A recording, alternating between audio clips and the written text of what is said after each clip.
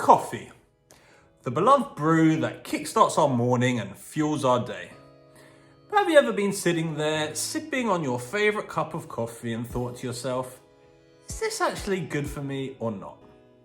Well, if so, you're in the right place, as today we're going to be diving deep into the world of caffeine to explore its effects, benefits, potential downsides, and everything in between.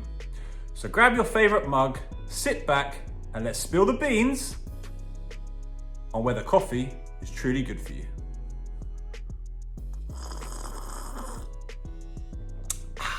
Now, coffee has a few other bits in it other than just caffeine, but because it's caffeine that essentially causes all the positive and negative effects, that's what we're going to be focusing on today.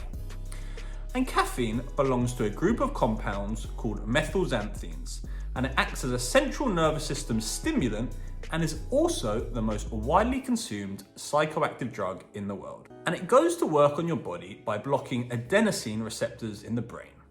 Now, adenosine is a neurotransmitter that promotes relaxation and drowsiness. So by blocking its receptors, caffeine keeps you feeling alert and awake.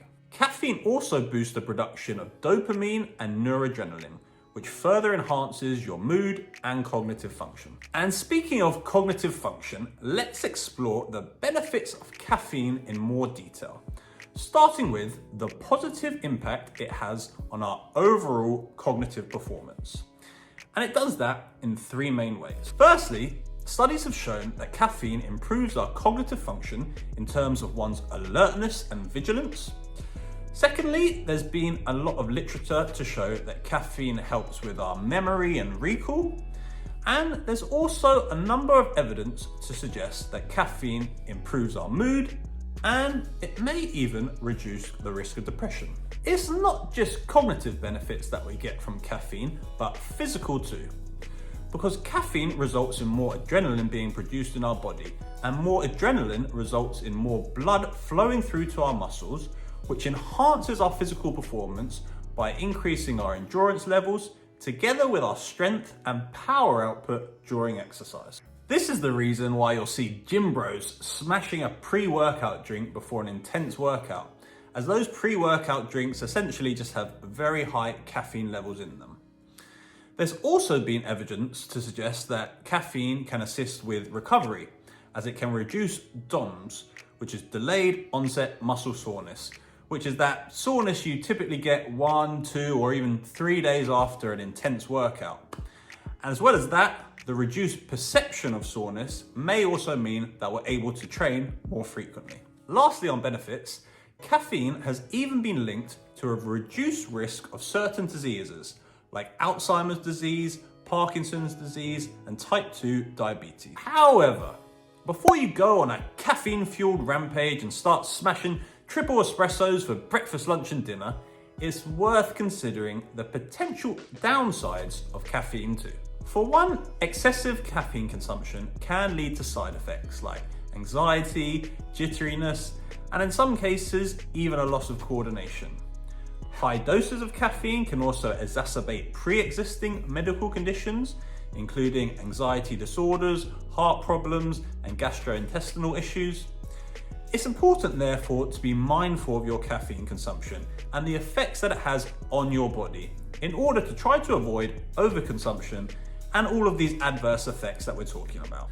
Perhaps the most significant area, though, where caffeine can have a negative impact on you is sleep.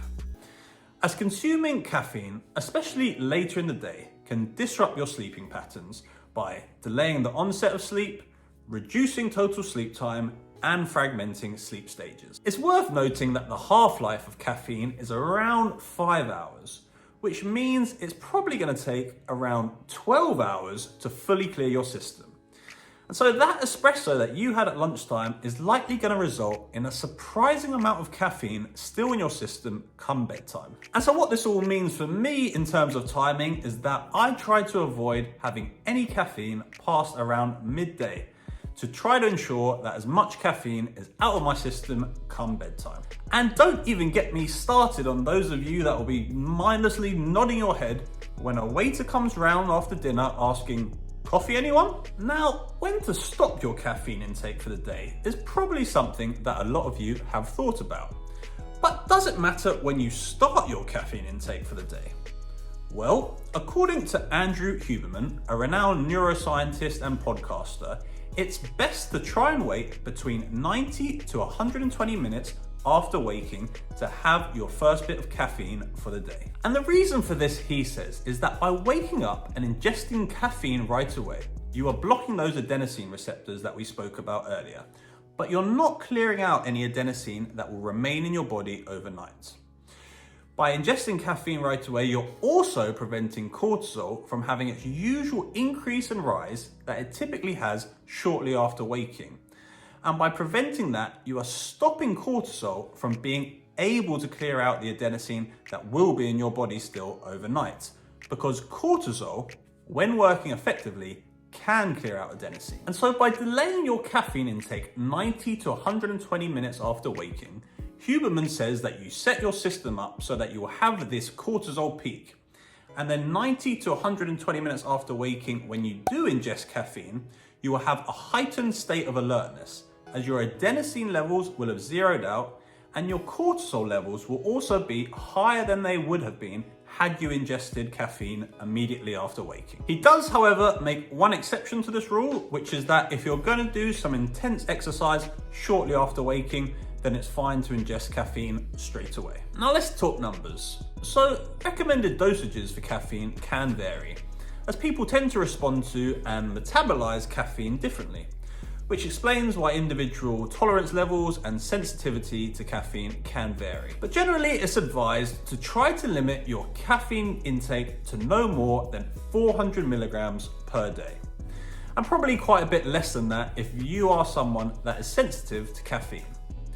And another thing to note is that cups of coffee can have quite a variance when it comes to their caffeine content, depending on a number of factors. So just remember that not all cups of coffee are the same when it comes to their caffeine content. Pregnant women, adolescents, and people with certain medical conditions should also aim for lower dosages to try to avoid potential risks. And so, in conclusion, is coffee good for you? Well, evidence seems to suggest that coffee can have a range of health benefits, from improved cognitive function, better physical performance, and even has the potential to reduce the risk of certain diseases.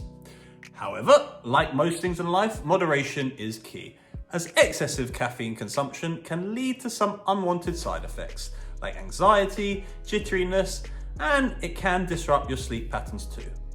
But overall, listen to your body, know your limits when it comes to caffeine, but rest knowing that a sensible amount of coffee each day seems to be perfectly good for you.